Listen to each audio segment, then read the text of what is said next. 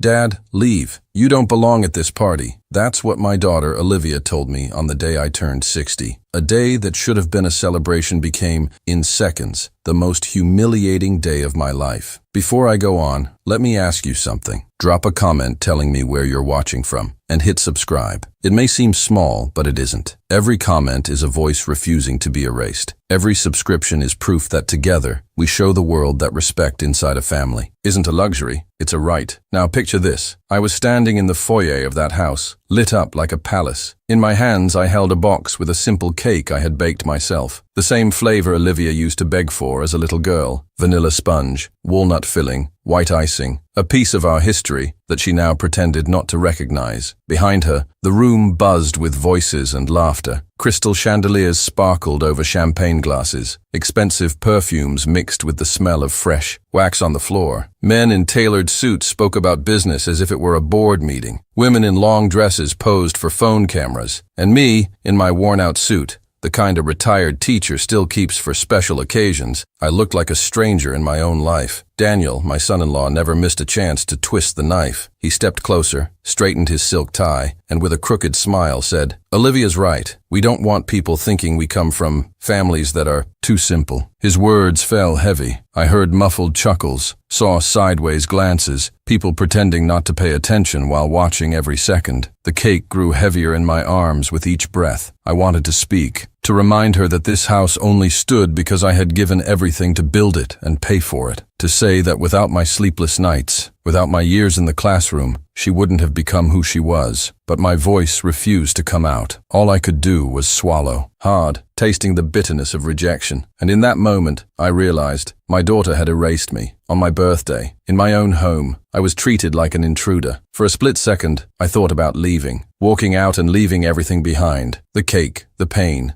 the humiliation. But something inside me refused to surrender. It wasn't anger. It was deeper than that. It was the certainty that this night wouldn't end the way they thought it would. As Olivia turned her back, convinced she had silenced me forever, she had no idea that minutes later, the party would end because of me. The main room of the house looked straight out of an architecture magazine. A high ceiling of pale wood held crystal chandeliers that cast golden reflections across every corner. Persian rugs covered the waxed floors, and modern paintings decorated the walls, with no trace of the history that house had once lived. When I built it, decades ago, it was nothing more than a modest family home. Brick by brick, every detail carved out of savings and sweat. Today, remodeled with Daniel's money, it had become a stage for status. I barely recognized anything, except one thing, the solid oak table I had made with my own hands, as a gift for Olivia's 18th birthday. Now it was shoved into a corner, hidden beneath expensive flower arrangements, as if they wanted to erase its origin. Olivia, my daughter, 32 years old, wearing a long navy blue gown, fitted and elegant, the kind that broadcasted her new image as a successful real estate entrepreneur. Her brown hair fell in perfectly styled waves over her shoulders. Her flawless makeup erased even the smallest expression lines. I watched her smile at the guests, a rehearsed, calculated smile, with nothing left of the little girl who once ran barefoot through the yard with frosting on her face. She moved easily among businessmen, lawyers, investors. It was as if she had been born into that world, and as if I had never been part of it. Daniel completed the picture, a successful criminal defense attorney, always carrying himself like the center of the universe. Dark hair combed back without a strand out of place, a Swiss watch flashing on his wrist, a tailored suit that probably cost more than my entire car. His voice carried louder than anyone else's, filling every space, and every word dripped with poison, wrapped in charm. I saw the way he placed a hand on Olivia's shoulder while smiling at a group of partners, as if he were showing off a trophy. That's what she had become for him, a symbol of power. And looking at me, I understood what I was for them, an inconvenient reminder of a past they wanted erased. The guests formed an audience that was just as distant. Middle-aged men holding glasses of wine, laughing at jokes I didn't understand. Women with diamond necklaces, eyeing my worn suit like I didn't belong. young interns in suits, Daniels probably, circling with clipboards and phones. Even the waiters looked more comfortable than I did. In the background, a string quartet played softly, adding sophistication to the air. But for me, each note hammered home the reminder that I didn't belong in this world, the very world that only existed because once upon a time, I sacrificed everything so Olivia could study, succeed, have opportunities. Then my eyes found the hardest sight of all, my grandchildren. 2 kids, 7 and 9, sitting in a corner, glued to the latest tablets. The oldest, Ethan, lifted his eyes for a second and almost smiled at me. But Olivia, quick, placed a hand on his shoulder and whispered something in his ear. He lowered his head immediately, as if acknowledging his grandfather was a mistake. That cut deeper than any insult. I wasn't just being rejected as a father. I was being erased as a grandfather. Meanwhile, the conversations around me echoed. This place turned out perfect after the renovation. Daniel, you really know how to invest where it matters. Olivia, you look absolutely stunning tonight. And me, standing there with my simple cake, was invisible. Invisible in the same house I had built, brick by brick. Invisible at the birthday that was supposed to be mine. I felt the weight of people's eyes on me, measuring me, judging me, the silent look that said, "What is he doing here?" And at the same time, the curious look of those waiting for a scandal, a scene, anything that would crack the illusion of perfection. The shame burned hot in my chest. But alongside it, another fire was growing. Pride, defiance, the unshakable memory that, no matter how much they tried to erase me, I was still there. I was the root of that family, the foundation of that house. But Olivia couldn't see it. To her, I was just a shadow that didn't fit into the lights of her new world. And Daniel, watching me from across the room, looked like a man who thought he had already won, as if to say silently, "You don't belong here anymore." Only he was wrong, because no matter how much they tried to reduce me to a ghost, I still carried something they had forgotten, something powerful enough to turn that night upside down. And as I stood there, surrounded by judging eyes, I realized this story was far from over. When I look at Olivia, so distant from me now, so obsessed with what people think, I can't help but go back in time. Back to when she was just an 8-year-old girl, freckles on her cheeks, her hair always tied into 2 uneven braids. She would run out of school and throw herself into my arms, shouting, "Daddy!" as if I were the hero she had waited for all day. I never forgot that sparkle in her eyes, the sparkle of someone who truly believed I could do anything. It was for that sparkle that I fought my entire life. For 35 years, I taught history at a public high school in Texas. The classroom was small, its jammed windows letting in freezing wind in the winter and suffocating heat in the summer. But inside, I felt at home, the blackboard always covered with dates, maps, and chalk-scrawled quotes, the smell of old books mixed with the scrape of chairs across the floor. I taught more than facts and timelines. I taught dignity, character, responsibility. It wasn't a job that made anyone rich. My colleagues knew that. But I believed I was building something bigger. And when Olivia was born, that belief became a promise that she would never lack anything. I worked at school during the day and often at night in libraries or tutoring to make ends meet. I saved every penny. While other teachers saved for new cars, I saved for Olivia's books, uniforms, English classes. One year, I had to sell my old car just to pay for her first semester of college. I remember it like it was yesterday. We were in the garage. She held the acceptance letter in her hands and cried with joy. I handed the car keys to a neighbor and smiled, even though I knew I'd have to walk miles or take 2 packed buses to work from then on. But seeing my daughter walk into a prestigious university was worth more than any car. People around me said I spoiled her, that Olivia needed to learn to handle things on her own. But I always replied, if I don't do this for her now, when will I? Life will demand enough from her later, and life did demand a lot, but not from her, from me. I spent countless nights grading papers, preparing lessons, and still finding the energy to help her with college assignments. I remember staying up past midnight, eyes burning, reviewing her very first internship contract. I didn't understand half the legal jargon, but I looked up every single term to make sure she wasn't being taken advantage of. On weekends, while she studied for exams, I'd bring her coffee and leave notes with words of encouragement. Small gestures, but to me, they were bricks in an invisible foundation, her security. There was no sacrifice I wouldn't make, and with every achievement of hers, I felt part of it. When Olivia graduated, I remember sitting in the audience, her blue gown shining under the stage lights. She walked across, received her diploma, and when she looked at the crowd, our eyes met. I clapped until my hands ached. Pride, pure pride. But the hardest part of that night was realizing that the sparkle in her eyes, the same one I had seen since she was a child, was no longer meant for me. She looked past me, towards something else, something further away, as if I were just a step she had already left behind. Even so, I kept believing, kept supporting, helping, cheering. When she opened her first business, I loaned part of my retirement savings so she could pay for the office down payment. I signed papers, trusted, supported, never once questioned her. But now, standing in that party, surrounded by luxury, by Olivia and Daniel's world, I realized the whole story had been erased. No one there knew where she had come from. None of those men in $1,000 suits could imagine that the glamorous woman they praised had grown up in a modest house, doing homework at the very table I had built with my own hands. None of those women with glittering necklaces knew she could only wear elegant dresses now,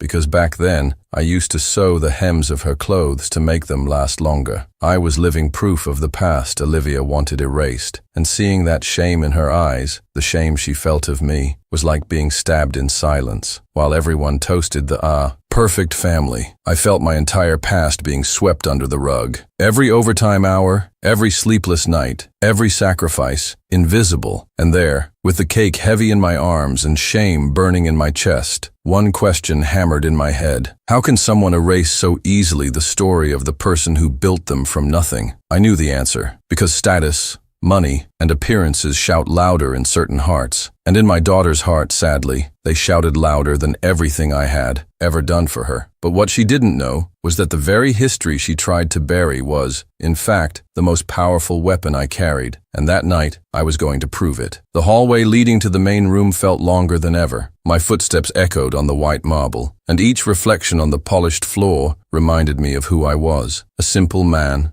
out of place, walking into a world where I no longer fit. I still held the cake in my hands, the white frosting, slightly smudged from the trip, looked out of place against the crystal glasses and silver trays gliding past in the waiter's hands. The contrast was so sharp that even I began to feel small. That's when Olivia appeared in front of me, blocking my path. Her navy blue gown shimmered under the chandelier, and her eyes, instead of warmth, carried only coldness. She didn't smile. She didn't open her arms. She didn't say, "Happy birthday, Dad." She just stood there, firm, like a guard at the gate. "Dad, you can't be here." The words came out flat, unflinching. I froze. For a second, I thought I had misheard. Maybe she was just nervous about the party, worried about the guests. But when I whispered, almost trembling, "What do you mean I can't stay?" the reply struck me like a slap. "You don't fit. Not tonight. Please leave before someone sees you." Before someone sees you. Those words clung to my skin like acid. I wasn't the father who had carried her tuition on my back, who had sold his car to keep her in school, who had spent sleepless nights reviewing her contracts. I was nothing more than an embarrassment, a stain to be hidden. That's when Daniel appeared. He placed a hand on her shoulder and smiled with that triumphant arrogance of his. "Olivia's right. We don't want the guests making the wrong associations." I looked at his face, and for a moment I was back in the classroom, staring at those teenagers who used to mock the poorer kids, laughing at their pain. Daniel had the same look, the look of someone who believes he's already won just because he can show off more. I took a deep breath. Behind them, the room glowed with light,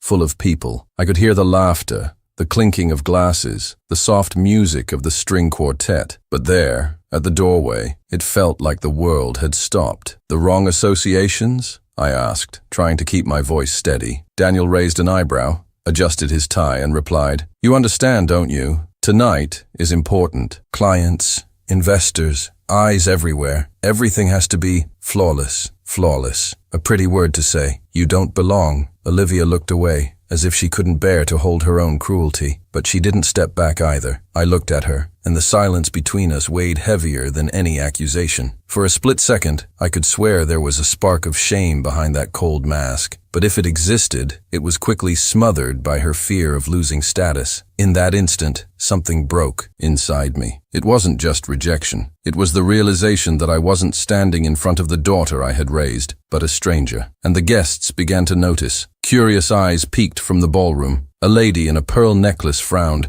whispering something to the man beside her. Two young men in suits chuckled quietly, as if the scene itself were entertainment. The cake trembled in my hands, not from its weight, but because I was trembling inside. I wanted to shout, to throw everything on the floor. to ask out loud how many of those guests knew who had paid for every brick in that house. But I did none of that. The only thing I managed was to swallow hard and taste the bitterness of injustice. And this is where I pause to speak directly to you, listening now. Has anyone ever tried to erase you inside your own home? Tried to push you out of a story you helped build? If so, write it in the comments. Your voice matters. And don't forget to subscribe, because every subscription here is like another brick we lay together, building a place where no one gets silenced. I turned back to Olivia, my daughter, the same girl who once ran into my arms shouting I was the best dad in the world, and now she barred me from the door of my own party. Dad, please, just go. Her voice cracked this time, but it was already too late. The scene was set. The poison had already been spilled. The guests who were watching, even the ones pretending not to, knew exactly what was happening. Some whispered, others looked away, but all of them carried in their memory what they had just witnessed. A man being expelled from his own birthday. And there, standing in the doorway, I understood that night was over for me, at least in the way they had planned it. But I also understood something else. If they wanted to silence me, they were about to discover that silence can be the most powerful weapon of all. When I finally crossed the doorway and entered the ballroom, the air seemed to shift, not because anyone announced my presence, but because everyone noticed I was there and chose to ignore me. Ignoring can be crueler than words. Conversations carried on. Laughter cracked like shattering glass, but there was a strange heaviness in the room. I walked slowly, still holding the cake, and felt the sideways glances that pretended not to see me. Some averted too quickly. Others lingered just long enough to remind me I was an intruder. Olivia slipped back into the crowd as if nothing had happened in the hall, but I could see it in her eyes, the nervousness, the unease, as though every step I took threatened the perfect show she had staged. A group of men in suits stood near the bar, speaking loudly about deals,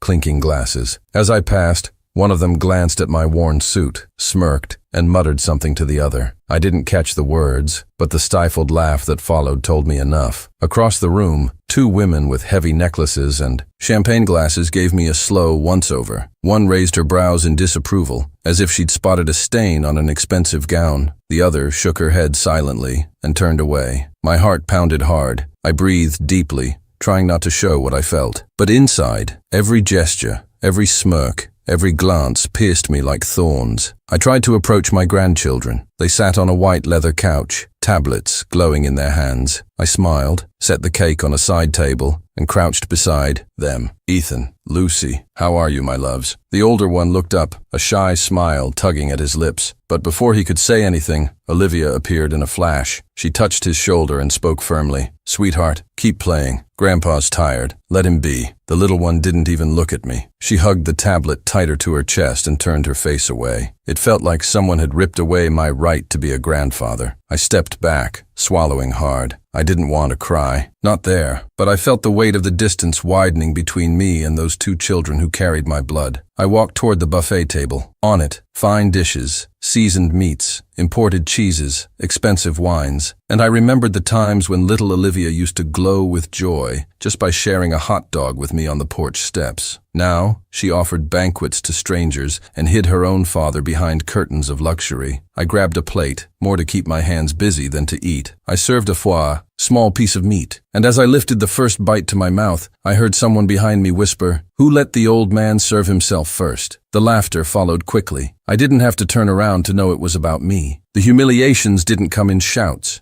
They came in drops that together became a flood. In the middle of the room, Daniel was giving a speech to a group of partners. He spoke of ethics, of family, of respect, pretty words rolling off the tongue of a man who had never known real sacrifice. Some guests clapped. Olivia beamed with pride. And me? Standing by the table, I felt the irony choke me. I looked at the gift table, boxes wrapped with ribbons, golden envelopes stuffed with money. Nothing there carried the mark of the simplicity that had once defined our lives. Everything was a symbol of status, of appearances. And me? I was there, invisible, holding a half-filled plate and a cake nobody seemed to want. No one asked how I was. No one said, "Happy birthday." No one even offered me a seat. I moved through the party like a shadow, but the more they tried to erase me, the more something grew inside. It was as if each humiliation worked in reverse. Instead of breaking me down, it reminded me of who I truly was. I wasn't the man in the worn suit. I wasn't the old outsider. I wasn't their shame. I was the father who had carried every step of that ladder Olivia now climbed. I was the teacher who had given voice and strength to hundreds of students who would remember me with respect. I was the man who had built that house with his own hands, every wall, every beam, and if they insisted on treating me like a ghost, then I would show them that ghosts can haunt. I stayed silent, but inside me, the decision was already made. As the party carried on, I observed every detail, the proud faces, the fake gestures, the luxury on display. All of it was about to collapse, and none of them, not Olivia, not Daniel, not the guests laughing at my expense, had the slightest idea that the shift had already begun. The music in the hall played softly. The sound of clinking glasses and laughter echoed like a distant melody. But inside me there was only silence, a heavy, dense silence that beat like a muffled drum. I walked slowly, still holding the untouched plate. I wasn't hungry. I wasn't thirsty. I just felt suffocated, like I was on enemy ground. Every corner of the house I had once built with my sweat now seemed to push me away. The beige-painted walls, once plain, were covered in expensive wallpaper. The ceiling I had sanded with my own hands now had recessed lighting. Everything screamed luxury, but to me, it was nothing more than a poor disguise. I set the plate on a side table and took a deep breath. I no longer wanted to be there, but something inside me said it wasn't time to leave. Not like that. Not after what had just happened. I walked down the side hallway, away from the guests' attention. Each step echoed against the polished wooden floor. My hands were sweating, but my heart was steady. I knew this house better than anyone. Every door, every creak in the floor, every hidden corner. I passed Olivia's portrait hanging on the wall. She was in cap and gown, holding her college diploma. I remembered the night I saw her graduate, remembered my heart nearly exploding with pride. And now, that picture seemed to mock me, as if it were proof that all my effort had been forgotten. I reached another hallway, until I stood before a door that meant nothing to most. But to me, it meant everything. The office. That room had been my refuge for years. I graded papers there until dawn, surrounded by books. It was where I helped Olivia write her first essays, where I stored documents, receipts, records, a place of silence, but also of building. I opened the door carefully. The room was neat, but it still carried my mark. The wooden bookshelf I had built myself still stood strong, now filled with law books, and contracts Daniel probably used for his practice. The central desk was the same one, only polished too clean, stripped of the pencil marks and coffee stains that once covered it. I shut the door behind me and leaned against it. For the first time that night I could breathe without the weight of judging eyes. I was alone,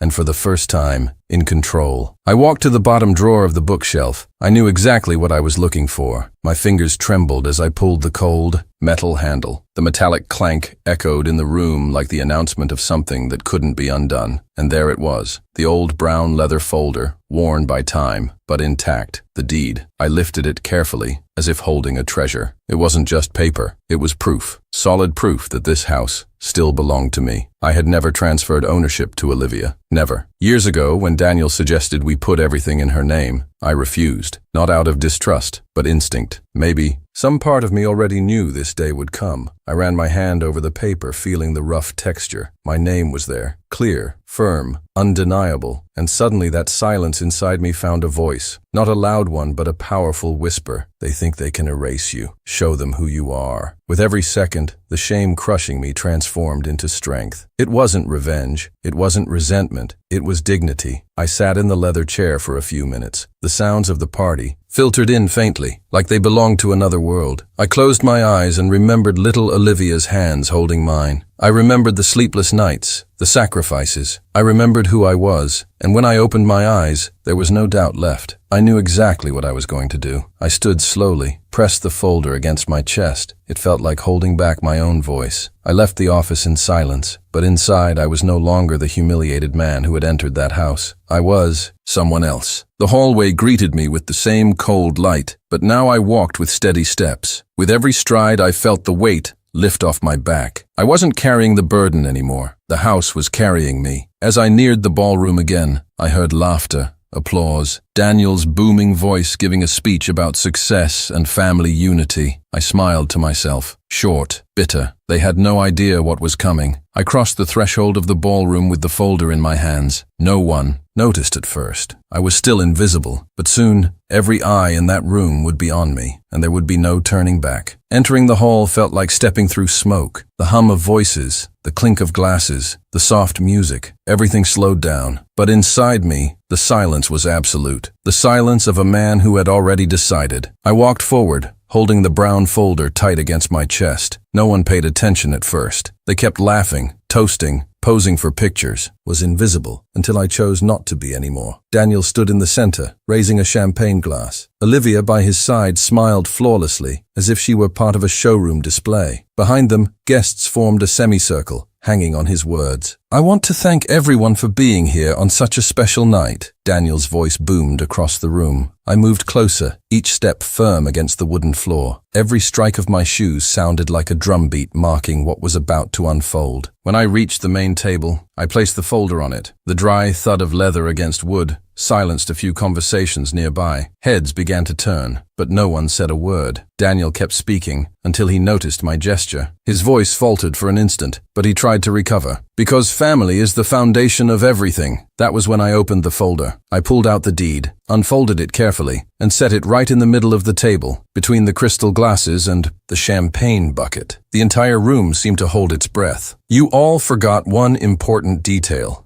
I said, my voice stronger than I expected. "This house still belongs to me." The impact was instant. Conversation stopped. The music seemed to vanish. Even the waiter pouring wine froze in place. Every eye in the room turned toward me. Olivia's eyes widened. Her smile crumbled. "Dad, what are you doing?" she whispered, but loud enough for everyone to hear. Daniel let out a nervous laugh, trying to regain control. "Thomas, please, this isn't the time for jokes." I looked him straight in the eyes, and for the first time that night I didn't feel small. "I'm not joking," I said, sliding the document toward him. "Read it. It's all there." One of the closest guests, a gray-haired man in a sharp suit, leaned in curiously and glanced over my shoulder. When he read my name printed on the deed, his eyes widened. He stepped back in silence, but not before exchanging a startled look with his wife. The murmur spread like fire on dry grass. People whispering, others turning their eyes away, some looking straight at me with a mixture of shock and respect. Olivia, trembling, tried to snatch the document, but I pulled it back. "You threw me out of my own party, Olivia. You said I didn't belong. Well then, if someone doesn't belong here, it isn't me." The words rippled through the room like a stone hitting still water. The silence that followed was almost deafening. Daniel, his face flushed, tried to reclaim the tone of authority. "This is ridiculous. Everyone here knows that—" I didn't let him finish. "Everyone here knows?" I cut in, raising the paper in the air. "Knows that the man who built this house, who paid for every class, every book, every opportunity for his daughter, who gave his life so she could live in this luxury, was turned away at the door like a trespasser. Knows that the family you celebrate here doesn't exist because its foundation is being humiliated right before your eyes?" A heavy silence settled over the room. I saw uncomfortable looks, people fidgeting with glasses, turning their faces away. But I also saw respect in a few eyes, recognition. Olivia began to cry quietly, trying to hide behind her hands. Daniel, on the other hand, looked ready to explode, but he was trapped. There was no way to contest the deed. "Dad, please," she whispered, her voice breaking. I looked at her. For the first time that night, I felt calm. "You told me I didn't belong here. Now I tell you, this house is mine. And the ones who don't belong are those who think dignity can be erased with champagne and expensive dresses." The words hung in the air, slicing like invisible knives. For a few seconds, no one moved. Then, little by little, the guests began to scatter. A man with a grey beard cleared his throat, grabbed his coat, and left in silence. A woman pulled her husband's arm and dragged him toward the door. Others followed. The hall, party that only minutes ago had been loud and glittering, began to collapse before my eyes. And I, standing by the table with the deed in my hand, realized I didn't need to shout, didn't need to break anything. The simple act of showing the truth was enough to tear down the mask they had built. The ballroom was silent. A silence so thick it seemed to fill every corner of the room. The string quartet still played, but softly, lost, as if even the music had grown embarrassed. The clink of cutlery and glasses had stopped. Only the weight of my words remained. I stood there, deed still firm in my hands. Cold sweat ran down my neck, but my voice was steady, calmer than it had ever been. Inside, there was no more space for fear, only truth. Olivia cried quietly, her eyes red, makeup streaking down her face. She tried to hide it with a linen napkin, but it was too late. Her flawless image as the perfect hostess had collapsed in front of everyone. Daniel, beside her,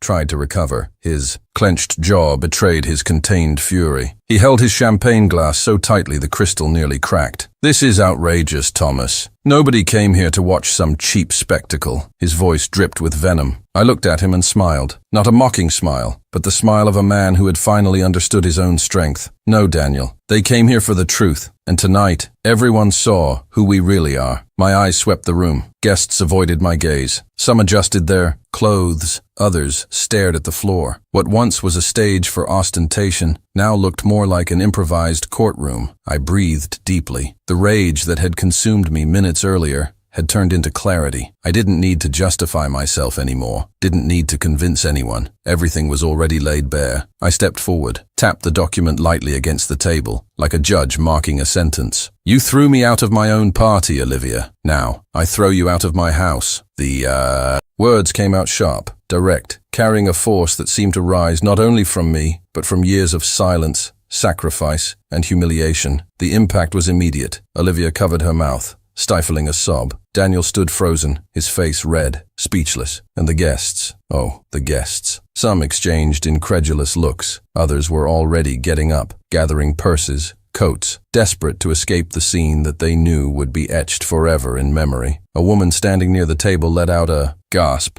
almost a "my God." A gray-haired man, likely one of Daniel's partners, cleared his throat, set down his glass, and walked out without looking back. The sound of hurried footsteps echoed down the hall, like a silent stampede. I didn't move. I stood firm, like a rooted tree. Olivia tried to speak, but her voice broke. "Dad, please, don't do this." Her eyes were a storm of shame and despair, but I no longer saw the little girl who ran into my arms at school, nor the young woman trembling as she opened her college acceptance letter. I only saw a woman who had chosen to be ashamed of her own roots. "You told me I didn't belong here. Now I tell you, the ones who don't belong are those who forgot where they came from." The words fell like a gavel. Daniel slammed his glass on the table and tried to protest. "You can't just—" I cut him off before he could finish. "I can, Daniel, and I just did. This house is mine. This party is over." The string quartet, left without instructions, stopped playing. Silence returned, heavier than ever. I pointed toward the door. Slowly, the few who still lingered began to leave. Women's heels clacked sharply against the wooden floor. Men whispered, trying to save face, but everyone knew the night was lost. The party collapsed before me like a house of cards at the slightest breath, and I, standing in the center, holding the deed, felt something I hadn't felt in years. Peace. It wasn't revenge. It was justice. Olivia's eyes clung to me. Between tears, she seemed to beg for something she couldn't put into words, but it was too late. What had been done could not be undone. That moment, that sentence, wasn't just a confrontation. It was the turning point of my life. And when I closed the folder again, I realized I hadn't just ended a party. I had ended an era. The hall that minutes earlier had been loud now felt like a graveyard. The sound of hurried heels striking the floor echoed like hammer blows. Each step a reminder that the celebration was over. Guests left in silence, avoiding my eyes, trying to escape the shame. Some muttered apologies. Others slipped out the main door as if fleeing a fire. Daniel still tried to hold his composure. His breathing was heavy, his jaw clenched tight, but his image was already shattered. The very partners who had applauded him minutes earlier now avoided his eyes. One of them, a gray-haired man with a deep voice, leaned in only to whisper, "We can't afford to be associated with this kind of spectacle." And he left, abandoning Daniel in the middle of an empty ballroom. Olivia stood frozen, like a broken statue,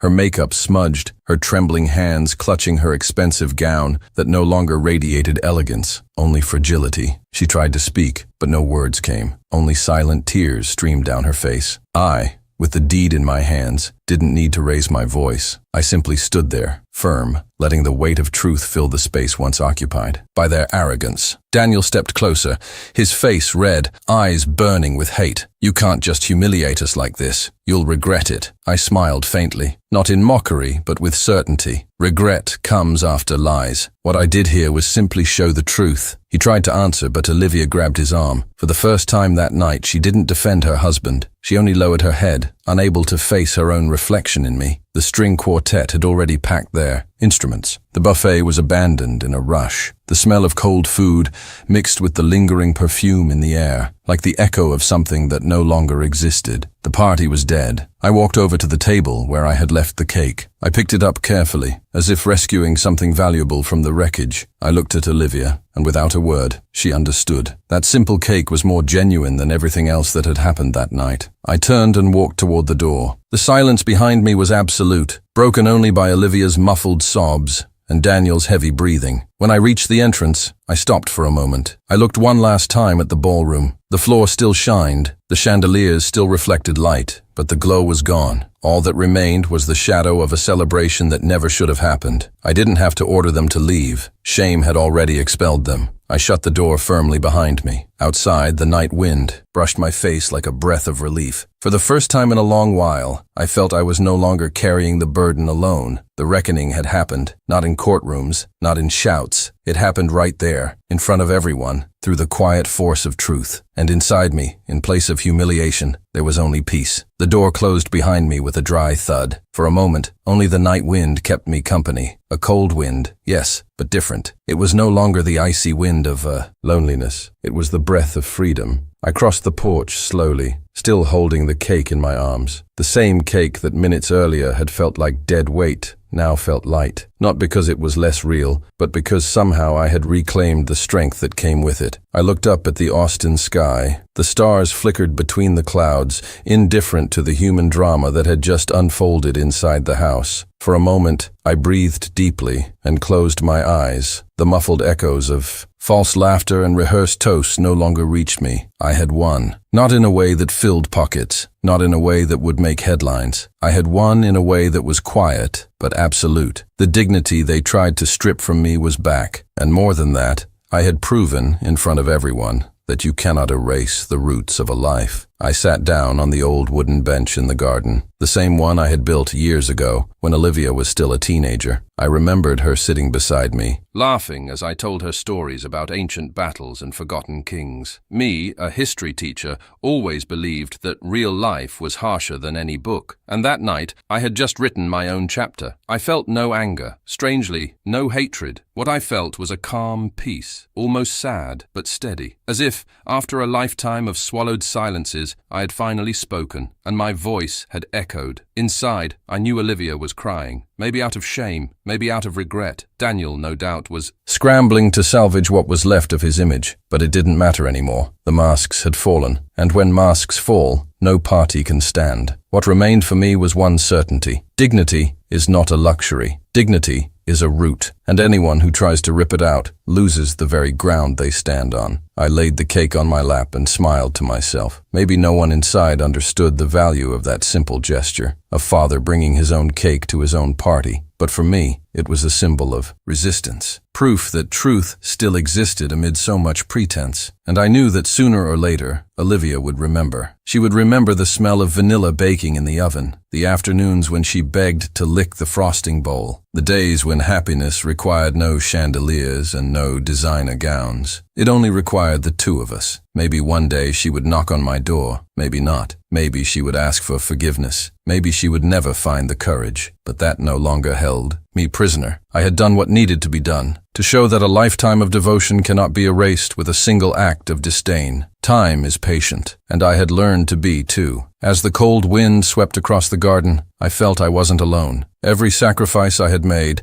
every sleepless night, every class taught, every brick laid, they were all with me. Not as bitter memories, but as invisible medals that no one could take away. I stood up, looked once more at the glowing house, and instead of pain, I felt only compassion. Because deep down, the ones who had truly lost weren't me. They were Olivia and Daniel. They had lost their essence, their simplicity, their roots. They had lost what money could never buy, real respect. And that's what I want to leave with you, listening to me now. You may lose possessions, you may lose friends, you may even lose the respect of those you love most. But if you don't lose the truth about who you are, then nothing is truly lost. Never accept less than your dignity. Never allow the arrogance of those who forgot their roots to define your worth. If you must, stay silent for a while, but only to gather strength. And when the moment comes, speak. Show who you are, not in empty words, but in actions, no one can deny. And now I want to hear from you. Has anyone ever tried to silence you in your own home? Have they ever made you feel invisible, as if nothing you did mattered? Share your story in the comments. It matters. Every voice here matters. And subscribe to the channel, because every time you join in, every time you comment, together we prove that respect is not begged for, respect is earned. I closed my eyes for a moment, felt the wind brush my face, and let the night embrace me. For the first time in a long time, I didn't feel erased. I felt whole, and in that silent peace, I knew their party was over. But my life, my real life, was only just beginning.